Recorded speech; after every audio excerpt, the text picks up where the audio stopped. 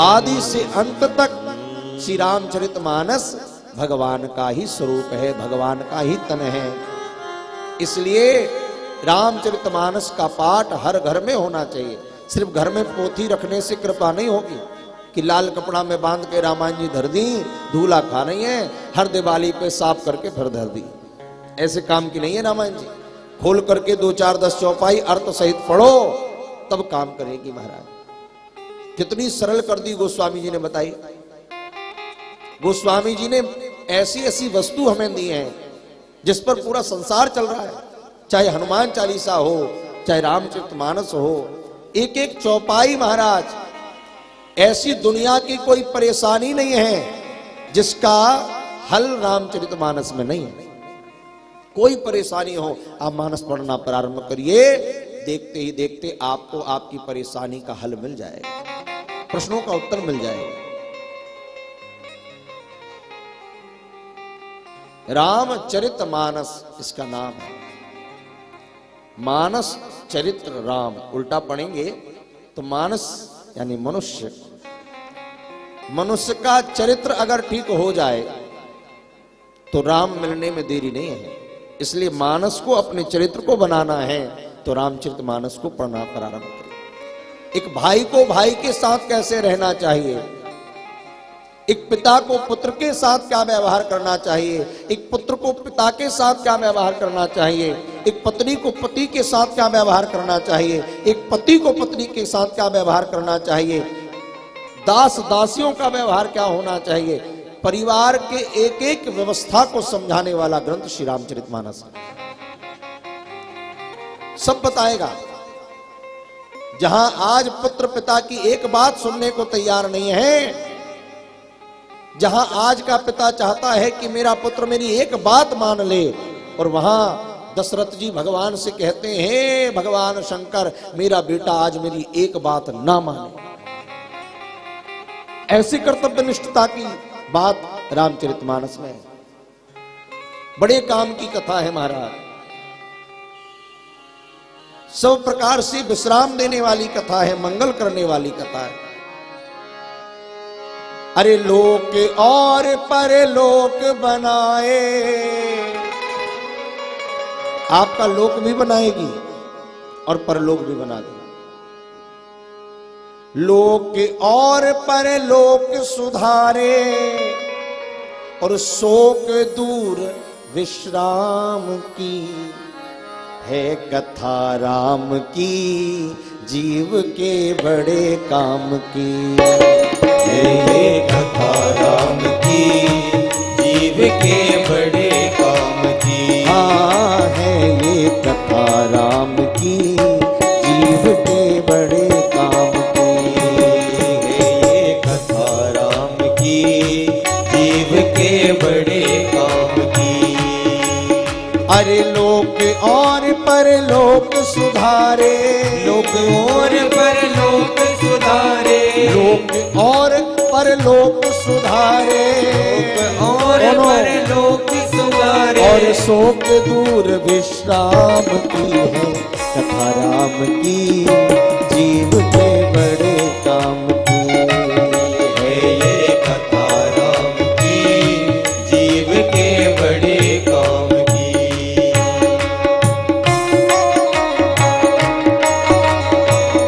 हरि बोल।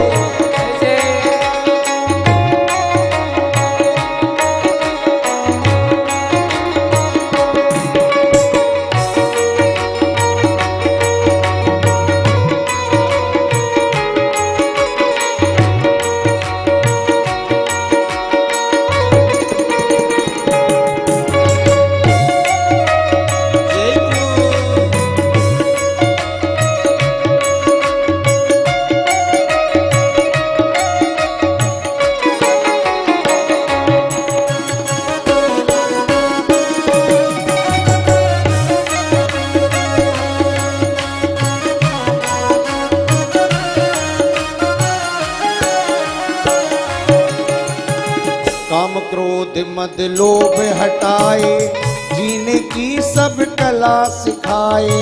काम क्रोध मद लोभ हटाए, जीने की सब कला सिखाए। क्रोध मद लोभ हटाए, जीने की सब कला सिखाए। काम क्रोध मद लोभ घटाए, जीने की सब कला सिखाए। अरे जन्म जन्म के पाप नसाए, जन्म जन्म के पाप नसाए। हाँ जन्म जन्म के पाप नसाए। जन्म जन्म के पाप नसाए। और राघवेंद्र सुख धाम की है कथा राम की, जीव के बड़े काम की है ये कथा राम की, जीव के बड़े काम की।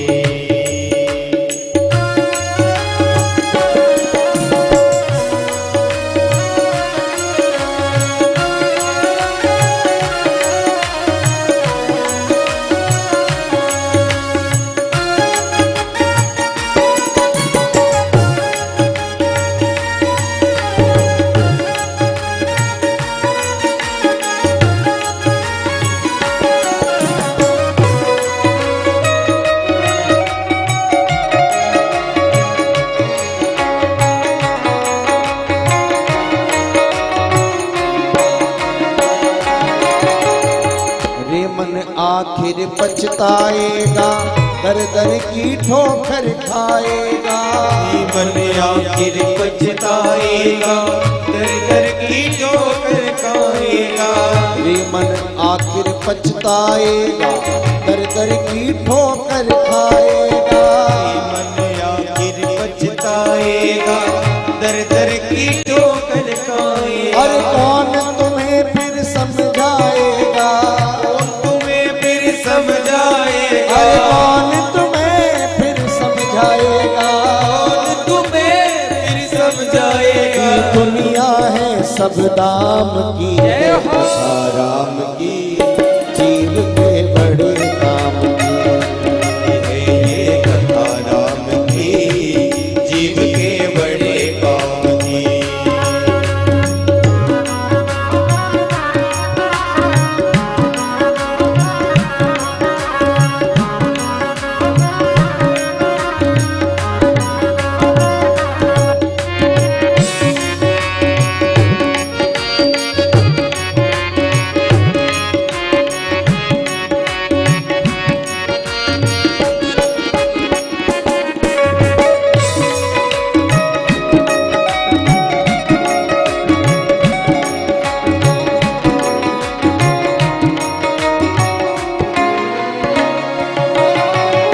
रामचरित मानस जो गाए, सुन कान अमृत सा पाए। रामचरित मानस जो गाए, सुनि कान अमृत मिल जाए। रामचरित मानस जो गाए, सुन कान अमृत सा पाए। रामचरित मानस जो गाए, सुनि कान अमृत सा पाए। अरे हो विश्वास तो मिट भी जाए, विश्वास तो मिट भी जाए। हो विश्वास तो मिट भी जाए। विश्वास तो मिट भी जाए। लिखी विधाता बाम की है कथा राम की, जीव के बड़े काम की। ये कथा राम की, जीव के बड़े काम की। लोग और परलोक सुधारे, और परलोक सुधारे। लोग और परलोक सुधारे। और परलोक सुधारे। शोक दूर विश्राम की, जय हो। कथा राम की,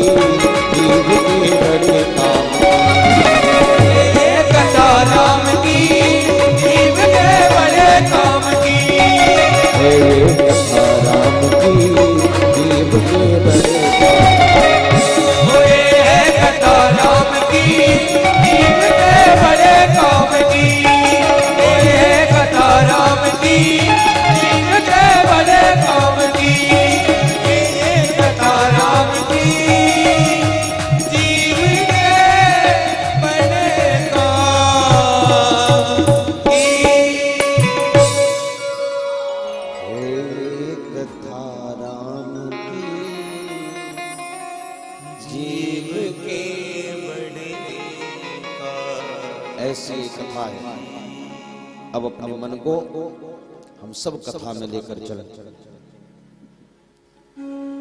कल हम सब ने मंगलाचरण का प्रथम श्लोक सुना था, वर्णानाम अर्थ संघानाम रसानाम छंदसाम।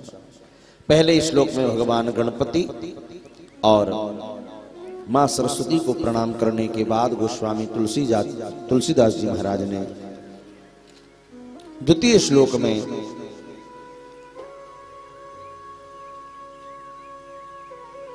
भगवान शंकर और भगवती पार्वती को प्रणाम किया। किस रूप में? श्रद्धा विश्वास रूपिणो। भवानी शंकरो वंदे श्रद्धा विश्वास रूपिणो याभ्यम विना न पश्यन्ति सिद्धः स्वतस्तमीश्वर।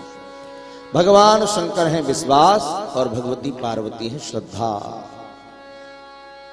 इन दोनों को श्रद्धा विश्वास के रूप में प्रणाम करने के बाद अपने गुरुदेव के रूप में भगवान शंकर को पुनः प्रणाम किया। वंदे बोधमयम नित्यम गुरुम शंकर रूपिणम। कैसे शंकर जी? बोले यमास्वतो ही वक्रोपि चंद्रहा सर्वत्र बंध्यते। अरे भगवान शंकर ऐसे हैं कि टेढ़ा चंद्रमा भी जिनकी शरण में जाकर जगत वंदनीय हो गया। जो चंद्रमा टेढ़ा था वो भगवान शंकर के मस्तक पर बैठ गया तो जगत में पूज रहा है। गोस्वामी जी कहते हैं यमास्त्रतो ही वक्रोपि चंद्रा सर्वत्र बंध्यते। किसी ने भगवान शंकर से कहा, भोले बाबा कि आप भी टेढ़े से डरते हैं? बोले क्यों? बोले दुनिया भी टेढ़ों से डरती है। टेढ़ जान बनवई सब काहू। कोई ज्यादा टेढ़ा हो तो सब घबराते, भैया इससे जल्दी निकल लो। तो क्या आपने भी इस टेढ़े चंद्रमा को इसलिए सिर पे बिठा रखा है? और बताओ, आपने तो टेढ़े को ही बिठा लिया। अरे बिठा नहीं था तो पूर्णिमा का चंद्रमा बिठा लेते पूरा का पूरा। ये दूज का अधूरा चंद्रमा काहे को बिठा रखे हो? एक तो इसमें कितने अवगुण हैं। एक तो ये टेढ़ा है, दूसरा ये घटता बढ़ता रहता है, कभी एक सा नहीं रहता चंद्रमा। अमावस्या को देखो दिखेगा ही नहीं, और प्रतिपदा से पूर्णिमा तक देखते जाओ तो धीरे कभी इतना कभी इतना कभी पूरा, तो ये घटता बढ़ता रहता है। तीसरी बात ये कलंकी है, इसको कलंक भी लगाए। घटई बढ़ई बिरहिन दुखदाई, इतने इसमें खोट है, फिर भी आपने सिर पर बिठा रखा। भगवान शंकर ने कहा, देखो भैया, भले ही चंद्रमा घटता बढ़ता, भले ही ये चंद्रमा टेढ़ा, भले ही ये चंद्रमा कलंकी हो, मैं ये नहीं देखता कि जो मुझसे जुड़ा है उसमें कलंक कितना है। मैं ये नहीं देखता कि वो घटता बढ़ता कितना है। मैं ये नहीं देखता वो टेढ़ा है कि सीधा है। मैं तो ये देखता हूं वो जुड़ा किससे है। बोले भैया, ये चंद्रमा मेरे प्रभु के नाम में जुड़ा है। मैं जिनका दिन रात भजन करता हूं, राम का नाम लेता हूं, और राम का नाम ही रामचंद्र है। जिस राम के साथ चंद्र जुड़ा है वो चाहे कलंकी हो, चाहे टेढ़ा मेढ़ा हो, चाहे घटता बढ़ता हो, उसे तो मैं सिर पर ही बिठाऊंगा। तुलसीदास जी ने समझ लिया, बहुत बढ़िया है। भोलेनाथ से बोले, गुरुदेव मैं भी कलंकी हूं, मैं भी घटता बढ़ता हूं, मैं भी कभी एक सा नहीं रहता। महाराज मैं भी बड़ा टेढ़ा हूं, आप अगर कृपा कर दो तो चंद्रमा की तरह मुझे भी आपकी कृपा प्राप्त हो जाए तो भगवत प्राप्ति अवश्य हो जाएगी। यमास्त्रतो ही वक्रोपि चंद्रा सर्वत्र बंध्यते। अरे उस चंद्रमा को जिसको कोई नहीं पूछता था उसे आपने जगत वंदनीय कर दिया। अच्छा, कोई चंद्रमा को प्रणाम करे या ना करे, शंकर जी को कोई प्रणाम करेगा तो चंद्रमा को तो अपने आप ही हो जाएगा। वो तो सिर पे ही बैठा है ना। जो गुरुदेव के चरणों से जुड़ गया, हे भोलेनाथ वंदे बोधमयम नित्यम, आप नित्य बोधमय गुरुदेव हैं। गुरुम शंकर रूपिणम, मैं आपको गुरुदेव के रूप में प्रणाम कर रहा हूं। चौथे श्लोक में मां जानकी का वंदन किया। चौथे श्लोक में श्री वाल्मीकि जी और श्री हनुमान जी को प्रणाम किया। सीताराम ग्राम पुण्यारण्य विहारिणो, सीताराम जी के सुंदर जंगल में यमा वंदे विशुद्ध विज्ञानो कवीश्वर कपीश्वरो, कवीश्वर कहकर वाल्मीकि जी को प्रणाम और कपीश्वर कहकर श्री हनुमान जी को प्रणाम किया। इसके बाद मां जानकी को प्रणाम किया। उद्भव स्मृति संहार कारणीं क्लेश हारिणी सर्वश्रेयस्करीं सीता न तो हम राम वल्लभा। कौन सी सीता जी को प्रणाम? बोले उद्भव स्थिति संहार कारण, जो संसार को बनाने वाली है, संसार को चलाने वाली है, संसार को मिटाने वाली है, ऐसी मां जानकी को प्रणाम। अच्छा, बोले हां, तो इनको प्रणाम कर रहे हो, श्रेय देने वाली को, श्रेयस करीम? बोले ना, श्रेय देने वाली को भी प्रणाम नहीं कर रहे। तो फिर किसे प्रणाम कर रहे हो? जो उत्पत्ति स्थिति संहार करती है उसे प्रणाम कर रहे हो? बोले ना, इन्हें भी प्रणाम नहीं कर रहे, उत्पत्ति स्थिति संहार वाली। तो क्लेश का हरण करने वाली को क्लेश हारणिम कहकर प्रणाम कर रहे हो? बोले ना, ना तो उद्भव स्थिति संहार करने वाली को प्रणाम और ना ही क्लेश हरण करने वाली को प्रणाम। तो फिर सर्वश्रेयस करीम, सारे श्रेय करने वाली को? बोले ना, तो किसे प्रणाम कर रहे हो? बोले न तो हम राम वल्लभाम, मैं तो राम वल्लभा जानकी जी को प्रणाम कर रहा हूं। मान ही सभी एक के नाते, हम तो एक ही नाते को जानते हैं, पिता रघुनाथ से जानकी माता, इसलिए और किसी को प्रणाम नहीं। छठवें श्लोक में भगवान राम जी को प्रणाम किया। यन माया वसवर्ति विश्वमखिलम ब्रह्मादिदेवः सुरा यत्सत्वादमुषेव भाति सकलम रज्जो यता हि भ्रमा यत्पादप्लवमेकमेव हि भवाम बोधिस्तथा वार्तिताम भोभिस्तितीर्षावताम वंदे हम तम शेष कारण परम रामाख्यमीशम हरिम। कैसे श्री राम? बोले महाराज, जो यन माया वशवर्ति विश्वमखिलम, जिनकी माया में पूरा विश्व बंधा हुआ है, दिखाई नहीं देता। कैसे? बोले रज्जो यथा है भ्रमा, जैसे रस्सी में सांप दिखाई नहीं देता पर लगता है सांप है पर है नहीं, ऐसे ही माया में पूरा संसार दिखाई देता है पर है नहीं। जिस दिन उजाला हो जाए तो समझ में आ जाता है, जिसे सांप समझ रहे थे वो तो रस्सी निकली। ऐसे ही जब भगवान की कृपा हो जाए तो भगवान के चरणों से कोई जुड़ जाए तो यत पादप्लव में कहीं भवाम, भगवान के चरण कमल कैसे है? बोले सुदृढ़ नौका है, इसमें कोई बैठ जाए तो महाराज इस भवसागर से, माया के संसार से छूट सकता है। और 7वें श्लोक में कहा, ये जो मैं मानस लिख रहा हूं ना, अकेली अपनी बुद्धि से नहीं लिख रहा हूं। नाना पुराण निगमागम संयतम यद, सारे पुराणों का सार इसमें है, वेदों का सार इसमें है। और सिर्फ वेद पुराण नहीं, रामायणे निगदितम क्वचिदन्यतोपि, और भी रामायणों का इसमें भाग है, क्योंकि रामायण शतकोटि अपारा, 100 करोड़ से अधिक रामायण है।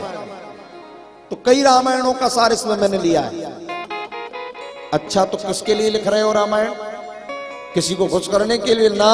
कोई खुश हो तो ठीक, ना हो तो ठीक। क्यों?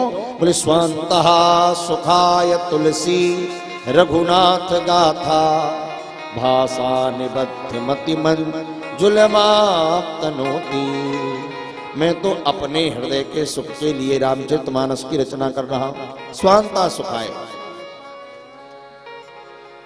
स्वांता के सुख के लिए, अपने अंतःकरण के सुख के लिए मैं मानस जी का गायन कर रहा हूं, वाचन कर रहा हूं, लेखन कर रहा हूं। और मानस जी को अवधी भाषा में लिखा। अब कोई कहे कि इन्हें संस्कृत आती नहीं थी इसलिए हिंदी में लिख दिया होगा। अरे भैया, नहीं आती तो ये 7 श्लोक कौन लिखता? और हर कांड के पहले वंदना में श्लोक क्यों लिखा गोस्वामी जी ने? भाई चौपाइयों में शुरू कर देते सीधे। सत्यता तो यह है, जब गोस्वामी जी रामचरितमानस लिखने बैठे तो संस्कृत में ही लिख रहे थे, क्योंकि इससे पहले जितनी रामायण आई सब संस्कृत में आई। तो गोस्वामी जी ने भी संस्कृत में लिखा, लिखकर रात में सोए, सुबह उठे तो ब्लैंक पेपर, सब खत्म हो गया, जितना लिखा था कल दिन भर मिट गया। गोस्वामी जी ने कहा कहां चला गया? फिर लिखना शुरू किया, दूसरे दिन उठे फिर गायब। 7 दिन ऐसे ही चलता रहा, रोज लिखते रोज मिट जाता। 7वें दिन तो गोस्वामी जी ने कहा कि ये सब क्या हो रहा है? मैं मानस जी लिखता हूं और अपने आप गायब हो जा रही है। तब भगवान शंकर प्रकट हुए, तो गोस्वामी जी से बोले कि गोस्वामी जी अरे संस्कृत में तो बहुत से वेद, उपनिषद, पुराण और हजारों करोड़ों रामायण लिखा जा चुकी है। अब आप संस्कृत में मत लिखो। क्यों? बोले अब आने वाले इस युग कलयुग में, इस कलयुग में मनुष्य के पास इतनी बुद्धि नहीं होगी कि वो संस्कृत समझ पाए। हिंदी समझना ही मुश्किल है तो संस्कृत कहां से समझ पाएगा? अब तो आप ऐसी भाषा में लिख दो कि अनपढ़ से अनपढ़ भी से पढ़ सके।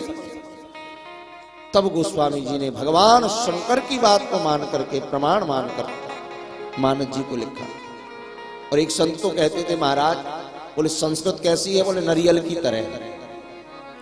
नारियल होता है ना, अच्छे अच्छे नहीं तोड़ पाते गुप्ता जी, कई घबरा जाते हैं।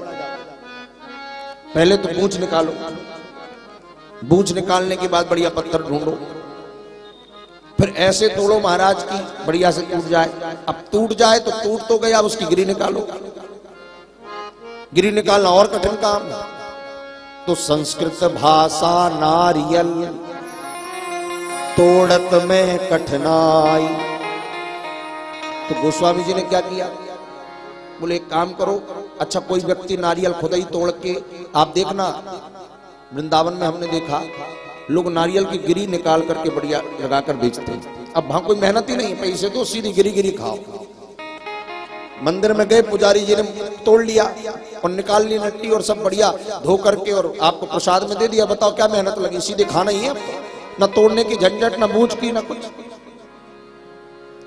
तो का भाषा का संस्कृत, प्रेम चाहिए साच और काम जो आवे कांवरी, तो कालों करे कमाल। तो संस्कृत भाषा नारियल फोड़त में कठिनाई। गोस्वामी जी ने 7 श्लोकों में मंगलाचरण करने के बाद 5 सोरठे लिखे। इसमें पंच देवताओं की उपासना के लिए 5 सोरठे, जो सुमिरत सिद्धि होए गणनायक करिवर बदन, करो अनुग्रह सोए बुद्धि राशि शुभ गुण सदन। और इसके बाद में बंदहूं गुरुपद कंज, कृपा सिंधु नर रूप हरि, महामोह तम पुंज, जासु बचन रवि कर। अपने गुरुदेव के ही रूप में उन गुरु महाराज के चरण कमलों की वंदना करता हूं, जो समुद्र के नर रूप श्री हरि हैं। और सबसे पहले चौपाई प्रारंभ करने से श्री गोस्वामी जी ने सबसे पूर्व किसकी वंदना करी? अपने गुरुदेव की। आइए हम भी अपने अपने गुरुदेव को प्रणाम करते हुए उन चौपाइयों को मेरे साथ साथ गुनगुनाइए। गोस्वामी जी लिखते हैं, बंदहूं गुरु पद पदुम परागा, बंदहूं गुरु पद पदुम परागा, सुरुचि सुबास सरस अनुरागा, सुरुचि सुबास सरस अनुरागा, अमिये मूरी मय चूरन चारू, अमिये मूरी मय चूरन चारू, समन सकल भव रुज परिवार, समन सकल भव रुज परिवार। गुरुदेव की वंदना करते हो गोस्वामी जी कहते हैं, बंदहूं गुरु पद कमल। भगवान गुरुदेव के जो पदम हैं कैसे हैं? भगवान के चरण कमल, चरणों को तो प्रणाम किया ही, पर गोस्वामी जी कहते हैं बंदहूं गुरु पद पदम परागा। गुरुदेव के चरणों में लगी हुई धूल को प्रणाम है। आहा, और वो धूल कैसी है? गुरुदेव के चरणों में लगी हुई धूल कैसी है? सुरुचि सुबास सरस अनुरागा, सुरुचि सुबास सरस अनुरागा। गुरुदेव भगवान के चरणों में लगी हुई जो रज है वो बड़ी सुंदर है, बड़ी सुरुचि है। बड़ी सुगंधित है, अनुराग से भरी हुई है। और ऐसी महाराज वो रज कोई साधारण रज नहीं है। अमीय मूरी में चूरन चारू, गुरुदेव भगवान के चरणों में जो लगी हुई रज है वो तो ऐसी संजीवनी बूटी है जो कठिन से कठिन रोग को भी निकाल कर फेंक सकती है। और सिर्फ रोग को समाप्त नहीं करती, अरे कोई जड़ी खाओगे तो सिर्फ रोग को समाप्त करेगी, पर गुरुदेव के चरणों की धूल तो ऐसी जड़ी है महाराज। अमीय मूरी में चूरन चारू, समन सकल भव रुज परिवार। ये सिर्फ समाप्त नहीं करती, हमारे हृदय के जितने भी रुज परिवारू कहकर के कहा कि जितना उसका संबंध है, परिवार है, उस रोग के समूह को ही नष्ट कर देती है। जितने अवगुण के रोग हमारे अंदर हो गए हैं, काम के, क्रोध के, लोभ के, मोह के, उन सबको समाप्त करने वाली है। श्री गुरु पद मणिगण ज्योति, श्री गुरु पद मणिगण ज्योति, सुमिरत दिव्य दृष्टि होती, सुमिरत दिव्य दृष्टि होती। गुरु महाराज के चरणों की वंदना करने के बाद, रज की वंदना करने के बाद चरणों के नख को प्रणाम किया है। गुरुदेव के चरणों के नख ऐसे हैं जिनके सुमिरन करने से ही दृष्टि दिव्य हो जाती है, दिव्य दृष्टि प्राप्त हो जाती है। गुरुदेव भगवान को प्रणाम करके और फिर ब्राह्मणों को प्रणाम किया।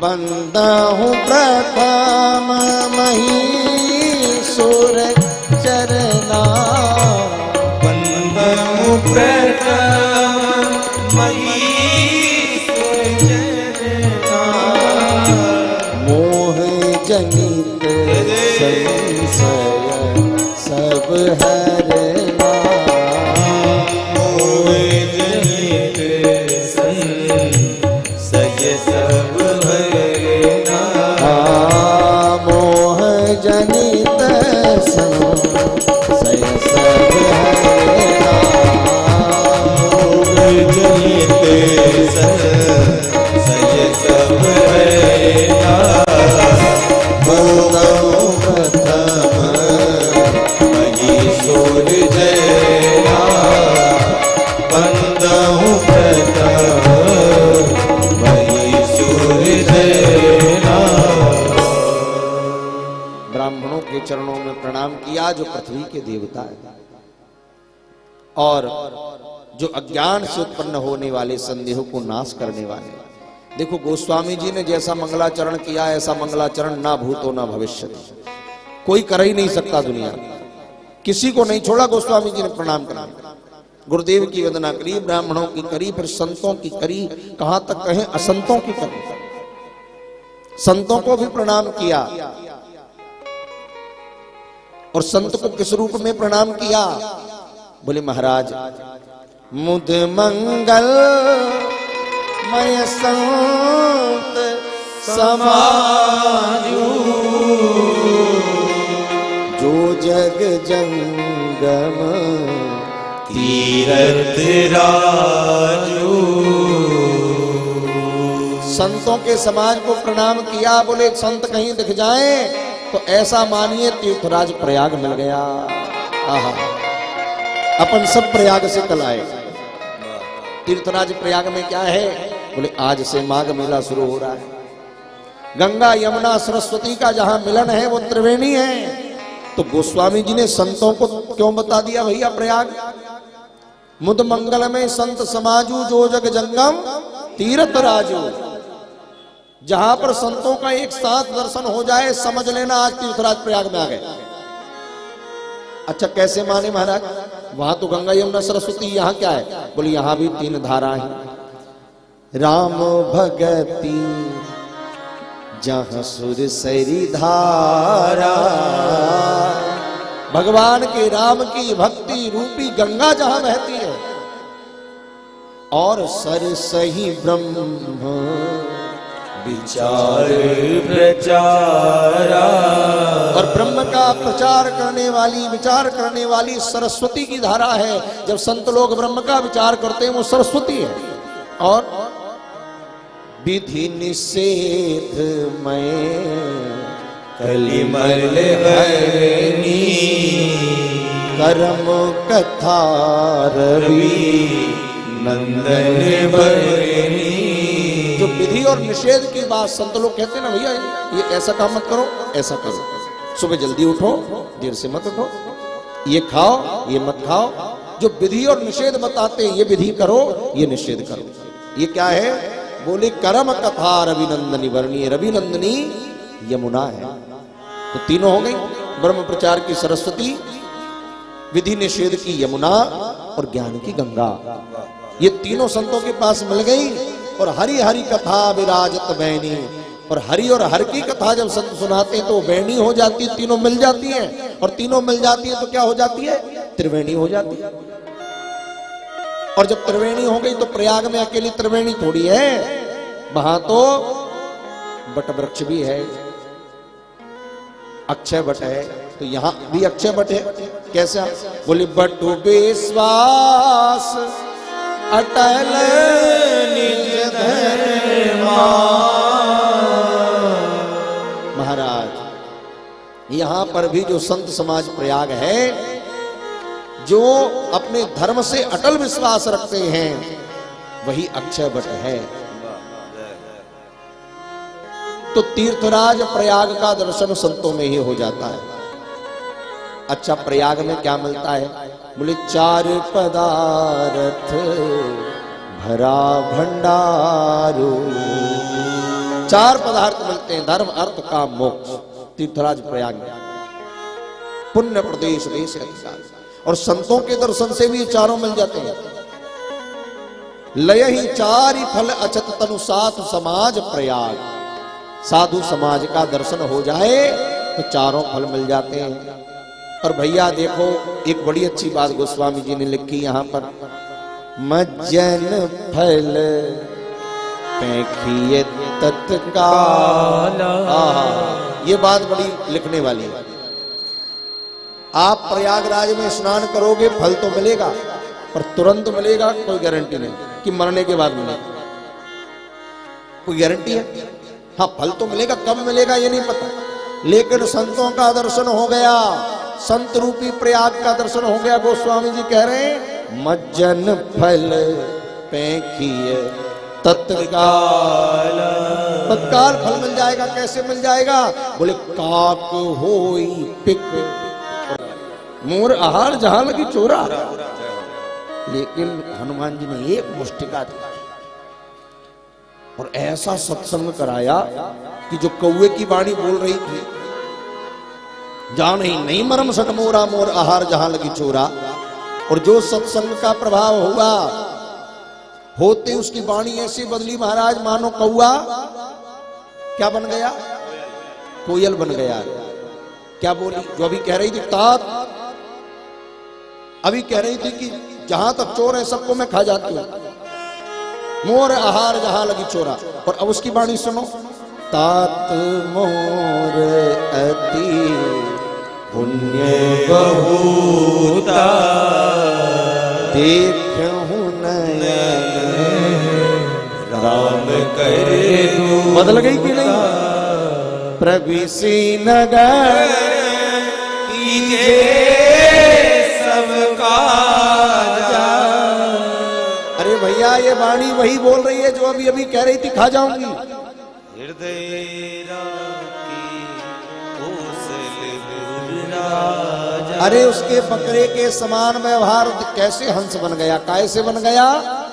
मज्जन फल पैखिए तत्काल। जहां संत का दर्शन हुआ, हनुमान जी की कृपा हुई, ओहो, संत समाज की वंदना करने के बाद असंतों को प्रणाम किया, और इसके बाद दुष्टों को भी प्रणाम करना, खलों को, और एक बार नहीं 2 बार किया। क्यों? बोले सज्जन लोग तो एक ही बार में मान जाते हैं, और दुष्टों को 2 बार प्रणाम करना पड़ता है। गोस्वामी जी कह रहे हैं कोई काम करो तो दुष्टों को पहले ही प्रणाम कर लो।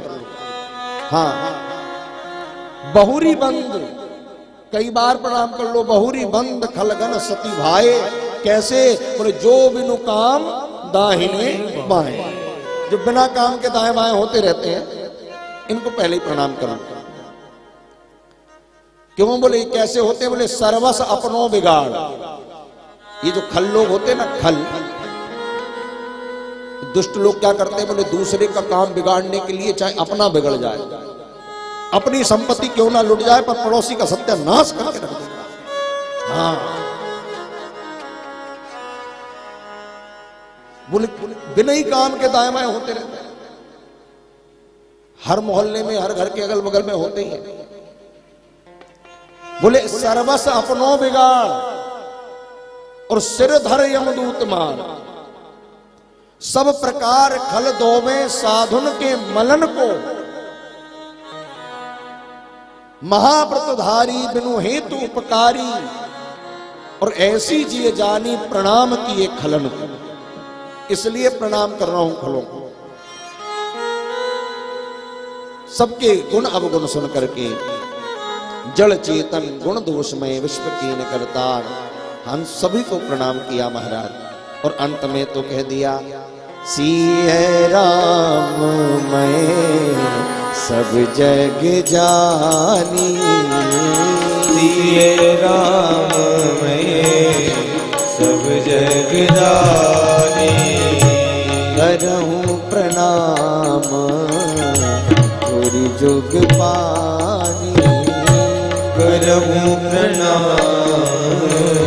जोरी जुग पानी, करहूं प्रणाम जोरी जुग पानी, करहूं प्रणाम जोरी जुग पानी। हाथ जोड़ करके महाराज प्रणाम किया है गोस्वामी जी ने सबको सीताराम जी के रूप में, और सबको प्रणाम करते करते महाराज प्रणाम की श्रृंखला इतनी बढ़ाई गोस्वामी जी ने कि 7 दिन की कथा गोस्वामी जी ने जिन जिन को प्रणाम किया उस पर ही हो सकती, अपने तो 2 निकलने को है।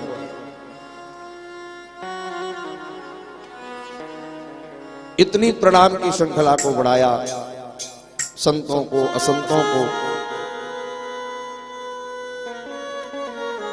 सबको प्रणाम करने के बाद कथा की वंदना गाई, सारे देवताओं को प्रणाम किया, अयोध्या को प्रणाम किया। बंदहु अवधपुरी अति पावनी, सरजू सरी कलि कलुष न सावनी। और सरजू जी को प्रणाम करने के बाद, अयोध्या को प्रणाम करने के बाद, दशरथ जी को प्रणाम, तीनों माताओं को प्रणाम, चारों भैयाओं को प्रणाम, सबको प्रणाम किया महाराज। हनुमान जी महाराज को प्रणाम किया, सुग्रीव को, सब कपियों को प्रणाम किया, सबके चरणों में प्रणाम करके, और मां भगवती मां जानकी को प्रणाम किया। जनक सुता जग जननी जानकी, कैसी हैं? अतिशय प्रिय करुणा निधान की, जो भगवान करुणा निधान की अत्यंत प्रिया है, ऐसी मां जानकी को प्रणाम किया महाराज। और दोनों चरण जुगल चरणारविंद में प्रणाम करके, ये चौपाई रामचरितमानस की गायत्री है। गायत्री में सबका अधिकार नहीं है, अनुपीत का अधिकार नहीं है, उपवीत का ही अधिकार है, लेकिन इस चौपाई में सबका अधिकार है। कोई उपवीत हो, अनुपीत हो, कोई वर्ण से हो, कैसा भी हो, ये 2 चौपाइयों का पाठ नित्य घर में करना प्रारंभ कर दीजिए। ये मानस की सिद्ध चौपाई है, ये मानस की गायत्री है। जनक सुता जग जननी जानकी, अतिशय प्रिय करुणा निधान की, जाके जुगपद कमल मनावो, और जासु कृपा निर्मल मति पावो। वहां भी ये तत्सुरवत कह करके वहां भी यही उपदेश कहा, और यहां भी गोस्वामी जी ने वही बात कही। इसे तो स्त्री हो, पुरुष हो, चांडाल हो, ब्राह्मण हो, म्लेच्छ हो, कोई भी हो पढ़ सकता है। यहां निर्मल मति पावो, वहां धियो यो नः प्रचोदया, दोनों का एक ही अर्थ है। श्रद्धा विश्वास पूर्वक इसका जप किया जाए। मां जानकी को प्रणाम करके फिर दोनों को प्रणाम किया। गिरा अर्थ जल बीच सम, कहियत भिन्न न भिन्न, बंदहु सीता राम पद, जिनहि परम प्रिय खिन्न। इसके बाद दोनों को प्रणाम करने के बाद पहले तो राम जी को प्रणाम, अब राम जी के नाम को प्रणाम, और ऐसा प्रणाम किया गोस्वामी जी ने, राम नाम की वंदना तो क्या कहना महाराज, क्या कहना। 91 पंक्तियों में गोस्वामी जी ने राम नाम की महिमा गाई। ऐसी बंदहु नाम राम रघुवर को, हेतु प्रसानु भानु हिमकर को। राम जी के नाम को प्रणाम किया, और भैया राम नाम की महिमा पूरी तो क्या सुने। वृंदावन में एक बड़े सिद्ध संत हुए, इतने नामनिष्ठ महात्मा, इतना नाम भजन किया, जब उनका देह छूटा तो उनकी ये उंगली ऐसी की ऐसी थी महाराज। परम पूज्य प्रातः स्मरणीय श्री चंद्रशेखर दास बाबा जी महाराज, आहा, उनकी नाम महिमा की क्या कहना। महापुरुषों से सुना है, उनके मन में एक बार भाव आया कि नाम महिमा कहां कहां कैसी कैसी लिखी है, वो ढूंढते थे। हर पुराण में, उपनिषद में कहां नाम की महिमा लिखी ढूंढते थे, वेद उपनिषद पुराण पढ़ पढ़ के। तो महापुरुष कहते हैं ढूंढते रहे, पर चंद्रशेखर दास जी बाबा कहते हैं मानस जी को पढ़ने के बाद हमारा ढूंढना बंद हो गया, हमारी ललक ही खत्म हो गई, और सब छोड़ करके माला लेकर नाम जपने बैठ गए। खूब ग्रंथ पढ़े, सब पढ़ा महाराज, पर जैसे ही मानस पढ़ी, पढ़ने की वासना ही समाप्त हो गई।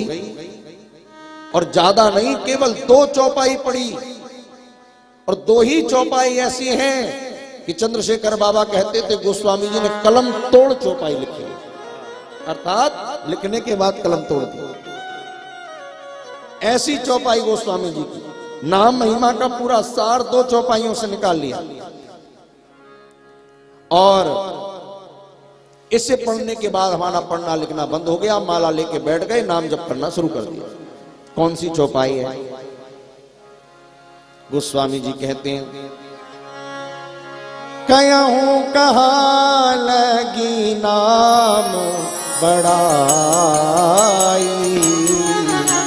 कहूं कहाँ लगी नाम बड़ाई, राम न सकहीं नाम गुण गाई, राम न सकहीं नाम गुण गाई। कहते महाराज, ऐसा वचन हमने किसी के मुंह से नहीं सुना जो गोस्वामी जी ने लिख दिया। हमें आज तक किसी में ये बात नहीं मिली कि नामी भी नाम का महत्व नहीं जानता है, नामी भी नाम का महत्व नहीं जानता। जिसका नाम है वही नहीं जानता। राम न सकई नाम गुण गाई, जिसका नाम राम है वो भी नाम का गुण नहीं गा सकता। आहा, ऐसी चौपाई लिख दी महाराज, क्या कहना। और फिर दूसरी चौपाई क्या पड़ी?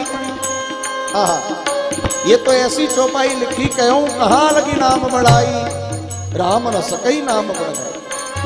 अरे सबने बड़ी बड़ी बात कही, हरे नाम हरे नाम केवलम, कलौ नास्तैव नास्तैव नास्तैव गतिरन्यथा, सारे वेदों में कहा गया भैया कलयुग में नाम जपो, नाम जपो, नाम जपो, इसके अलावा गति नहीं होगी। लेकिन गोस्वामी जी ने क्या कहा, सिर्फ कलयुग में नहीं, चाहूं जुग चाहूं सुती नाम प्रभाव, चाहूं जुग चाहूं नित्य नाम प्रभाव, कलि विशेष नहीं आन उपाओ, कलि विशेष नहीं नाम पाओ। ब्रह्म राम ते नाम बड़ा वरदायक वरदान, राम कुंड को कोटि में लिए महेश लिय जान, ब्रह्म राम लिय जान, लिए महेश लिय जान, लिए महेश लिय जान। ये दो चौपाई पढ़कर बाबा कहते हैं हमने सब पढ़ना लिखना बंद कर दिया, नाम जपने बैठ गए। पहली चौपाई तो वो जो भगवान भी भगवान के नाम का वर्णन नहीं कर सकते, कितनी महिमा है। और वेद पुराणों में तो हर युग में नाम की महिमा गाई, लेकिन गोस्वामी जी कहते हैं चहु जुग चहु सुती नाम प्रभाव, लेकिन कलि विशेष, कलयुग में तो विशेषता है, नाम की महिमा है, नहीं आन पाओ, दूसरा उपाय है ही नहीं, भगवान नाम के सिवा और कोई उपाय नहीं। और इस बात को सिद्ध कौन ने किया, बोले ब्रह्म राम ते नाम बड़ा, भगवान ब्रह्म से बड़ा राम का नाम है, इसलिए तो राम चरित सतकोटि में लिए महेश जिए जान। 100 करोड़ श्लोक थे रामचरितमानस में, सतकोटि, तो देवता, दानव और मनुष्य भगवान शंकर के पास पहुंचे, भोलेनाथ के पास थे। बोले महाराज हमें कुछ दे दो, भोलेनाथ तो बड़े दयालु हैं, 100 करोड़ में से तीनों को बांट दिया। और कितने बांट दिए, बोले 90 लाख बांट दिए, 30-30 लाख तीनों को दे दिए, 10 लाख रखे। तीनों ने कहा महाराज 10 लाख का क्या करोगे, ये भी हमें दे दो। भगवान शंकर ने उस 10 लाख में से भी 3-3 लाख बांट दिए, 1 लाख बचा। बोले एक में से भी दे दो, तो फिर 30-30 हजार दे दिए, सो 10 हजार बचे। फिर मांगने लगे तो भगवान शंकर ने फिर 3-3 हजार दे दिए, तो 1 हजार बचे। फिर मांगने लगे महाराज तो फिर 300-300 दे दिए, तो 100 ही श्लोक बचे। 100 में भी मांग लिए तो और 30-30 दे दिए, तो 10 ही बचे। 10 में भी मांगने लगे तो 3-3 श्लोक तीनों को दे दिया, एक रख लिया, अनुष्टुप छंद का श्लोक। अनुष्टुप छंद में कितने अक्षर होते हैं, कितने, 32 अक्षर होते हैं अनुष्टुप छंद में। तीनों ने कहा भोले बाबा आप तो बड़े दयालु हैं, कम से कम इसमें से भी कुछ दे देते तो बढ़िया रहता। भोलेनाथ बोले अब एक ही श्लोक बचा, ये भी ले जाओ, 100 करोड़ थे सब तो बांट दिए, और इसमें से भी कुछ, तो 32 अक्षर में से 10-10 अक्षर बांट दिए। अब कितने अक्षर बचे, 2। गोस्वामी जी कहते हैं रामचरित सतकोटि में लिए महेश जिए जान। अरे भैया सब बांट दिया, 2 अक्षर बचे। तीनों ने कहा ये भी दे दो, भोलेनाथ ने कहा ये देने वाला नहीं हूं, ये 2 अक्षर है रा और मां, ये तो अपने हृदय में रखूंगा, बाकी पूरी दुनिया ले जाओ। इसलिए राम नाम की बड़ी महिमा है। इस सामने आप देख रहे हो ना, राम नाम लिखा रखा है करोड़ों। कहां है पवन भैया, 1,75,00,000 इतना ही है ना। हाँ भैया नर्मदापुरम से लेकर के आए हैं, ये सब ने जो लिख करके नाम की महिमा, राम राम राम लिख करके, यहां राम नाम बैंक है, अरबों राम नाम जमा है। भाई को भाई अनक आलसहू, नाम जपत मंगल सिद्ध सहू। भगवान का नाम कोई भाव से ले ले, को भाव से ले ले, अरे सोते ले ले, बैठते ले ले, हंसते ले ले, रोते ले ले, अच्छे से ले ले, चाहे बुरे से ले ले। भगवान का नाम तो ऐसा है, हर जीव मात्र का कल्याण करता है। गोस्वामी जी ने नाम की महिमा गाई। नाम की महिमा के बाद प्रयागराज से कथा को प्रारंभ किया। सारी नदियों को प्रणाम करते हुए, रामचरितमानस नाम की व्याख्या करते हुए मानस सरोवर की व्याख्या करते हुए अब मन को लेकर प्रयाग में चलते हैं। दोहा क्रमांक 43 से कथा को प्रारंभ किया है। यहां तक तो महिमा ही गाते रहे।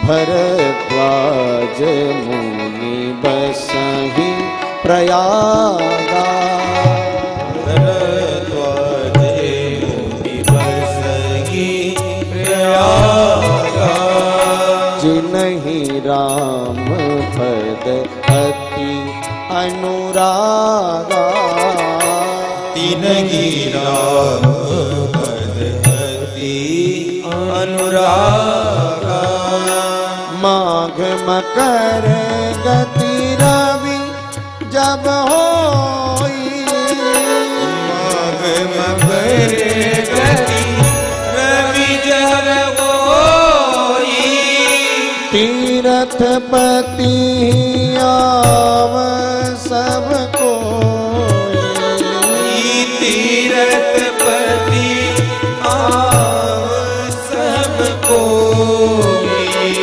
भरद्वाज मुनि बसहि प्रयागा, भरद्वाज मुनि बसहि प्रयागा, जिनहि राम पद अति अनुरागा, तिनहि राम पद अति अनुरागा। भरद्वाज जी महाराज कहाँ रहते हैं? प्रयाग में रहते हैं। और कैसे हैं भरद्वाज जी? बोले जिनहि राम पद अति अनुरागा, राम जी के चरणों में जिनको बड़ा अनुराग है। तपस्वी का भेष है भरद्वाज जी का। और करते क्या है? बोले सम दम दया दान, ये सब भरद्वाज जी के पास है। जब माघ का महीना आता है सब लोग प्रयाग आते हैं, मेला लगता है। आज से प्रारंभ हो गया माघ मेला। 1 महीने का कल्पवास करते हैं लोग। माघ मकर गति रवि जब होई, तो तीर्थ पति आव सब कोई। जब माघ के महीने में भगवान सूर्य मकर राशि में प्रवेश करते हैं, तब सब के सब प्रयाग आते हैं। मकर संक्रांति होती है। माघ मकर गति रवि जब हो, रवि की गति जब मकर में होती है तो सब प्रयाग आते हैं। करते क्या है? बोले महाराज देव धनुज किन्नर नर श्रेणी, सादर मध्य ही सकल त्रिवेणी। सारे देवता मनुष्य गंधर्व पितर आकर के त्रिवेणी में स्नान करते। अच्छा, वहीं पर भरद्वाज जी का भी आश्रम है। और भरद्वाज जी महाराज बड़ी विद्वान है। माघ मेला पूरा हुआ तो सारे संत अपने अपने घर जाने लगे, तंबू उखाड़ उखाड़। उसी मेले में याज्ञवल्क्य जी भी आए। ब्रह्म का सबने निरूपण किया। और जब याज्ञवल्क्य जी जाने लगे, भरद्वाज जी ने क्या किया? दौड़कर गए और भरद्वाज राखे पद टेकी, दोनों पैर पकड़। महाराज रुक जाओ रुक जाओ रुक जाओ। याज्ञवल्क्य जी बोले भरद्वाज जी क्या बात है, क्यों रोक रहे हो? बोले महाराज मेरे एक प्रश्न का उत्तर देकर फिर जाइएगा। क्या बात है बताओ। नाथ एक संशय बड़ मोरे, हे नाथ मेरे मन में एक संशय है। याज्ञवल्क्य जी मुस्कुराए। वाह भरद्वाज जी, आप जैसे महात्मा भी संशय करेंगे तो दुनिया वाले फिर क्या करेंगे? क्या संशय है आपको, बताओ। बोले महाराज ऐसा संशय कि कहने में शर्म आ रही है, और नहीं कहूंगा तो हानि हो जाएगी। कह तो सुमोही लागत भय लाजा, भय भी लग रहा है, लाज भी आ रही है, शर्म भी लग रही है, डर भी लग रहा है। अब बताओ, कोई बात कहनी भी है, डर भी रहे हैं, शर्मा भी रहे हैं, और कह रहे हैं कहना भी चाहता हूं।